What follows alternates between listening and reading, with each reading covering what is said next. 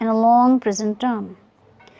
My boss threw the book at me when he discovered that I had been using company time for personal businesses. I was severely reprimanded and forced to make up the lost time. To put one's foot in. To put one's foot in means to stay or do the wrong thing.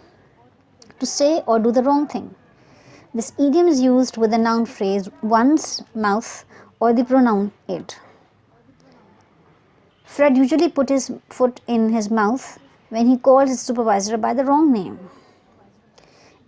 I really put his foot in it when I forgot my girlfriend's birthday and didn't buy her anything. She almost lost her cool.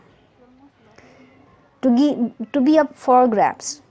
To be up for grabs means to become available to others. This idiom is used when someone is highly desirable to other people. Examples can be when one of the full-time contract instructors stepped down, her nice office overlooking the river was up for grabs.